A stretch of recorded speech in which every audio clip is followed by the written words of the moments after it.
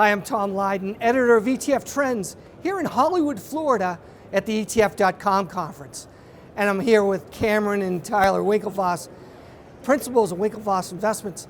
Look, guys, you guys have innovated the Bitcoin world in a lot of different ways where you've really used your brand and your name to kind of get behind a different type of investment. And then this week you've got some news. Tell us about Gemini. So Gemini is a US-based, New York-based regulated exchange that we're launching. So our plan is for it to be like a NASDAQ for Bitcoin, so people can go to it and buy and sell Bitcoin like they go to a NASDAQ and buy and sell a security. Because really up until this point, although Bitcoin's been innovative and a lot of tech-savvy people have gotten behind it, it hasn't always been easy to buy or to trade, right? Yeah, that's absolutely right. There's a lot of friction in buying and storing Bitcoin, and so we're looking to create a platform in the US that's fully regulated and compliant to help that. So people don't have to wire their money overseas, deal with operations that they don't know how they're regulated. Our idea is to bring that to the US and go through regulations, get fully licensed. We've established a US banking relationship and do things the way they should be, and that's the whole idea behind Gemini.com. Got you. So the NASDAQ of Bitcoin. Right. That's great. All right, currency has been a hot button for advisors. We're talking a lot about here, what's going on in Japan, what's going on in Europe. Currency risk and currency opportunities is something that advisors really in the last 12 months are having to deal with. To a degree, there's a lot of similarity in Bitcoin. So walk us through just the real basic steps of what Bitcoin's all about, because many advisors are having trouble understanding the validity and also how they explain it to clients. Yeah, so in terms of the technology, without going too much down the technology rabbit hole, Bitcoin is basically has made digital, like ones and zeros, scarce. It's digital scarcity, similar to how gold or precious metal is scarce. And I don't know if you want to talk more to that. Yeah, I mean, Bitcoin is like a better version of gold. Whatever the 9 characteristics of money that you can apply to gold, when you apply them to Bitcoin, it matches or beats gold on every single one of them. So if gold is a good hedge for you in your portfolio, then Bitcoin is an even better hedge for you. So today, when we look around the globe, and even in developed nations, we have less confidence in some currencies. Do you think that's going to help Bitcoin out? I think that in general, Bitcoin is not controlled by a government. Yeah. So I think in general, if people lose confidence in a government-controlled currency, they will flee to something like gold or Bitcoin. So not that I'm rooting against any country or any currency, but fiscal mismanagement will drive people away from a certain currency, and they will drive them towards what they believe are safer assets and stores of value like a gold or a Bitcoin. Well, even if confidence in Bitcoin rises, and it's not flee a currency altogether, but at least from a diversification standpoint, right? Absolutely. So as advisors, that's one of our goals. Yeah. You know, even if you were to be somewhat neutral, maybe Bitcoin makes sense, right? Yeah, I think that's absolutely right. If you allocate a certain amount to gold, then you should consider putting some portion of that towards Bitcoin. Not only because I believe that Bitcoin is a better store of value long term and beats the properties of gold across the board, but it's also a way to invest in this new technology ecosystem that's, I think, poised to basically revolutionize payments. So if you were to go back to the early days of the internet 20, 25 years ago, and I could say, hey, there's a way to actually invest in the internet. You don't have to pick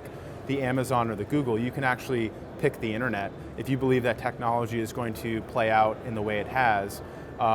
With Bitcoin, by buying Bitcoin, you've effectively invested in the ecosystem itself, and you've owned a piece of it. So you don't have to figure out, oh, is it going to be Amazon or someone else? You don't have to pick a winner. You can buy literally like an S&P basket of the ecosystem. Right. So you get sort of the benefit of potentially hedging other currencies, a store of value, and also investing in this technology, which could be very powerful. Absolutely. Well, I know you guys have skin in the game as well, and although you can't talk about it, you filed for a Bitcoin ETF, which is really going to be exciting, and I think a lot of us are kind of cheering as another tool, another currency, and it's all about innovation. And I applaud you guys for what you're doing, because we feel the ETF space is the most innovative spot. Right, and ETF is a great example. It's a great corollary to Bitcoin.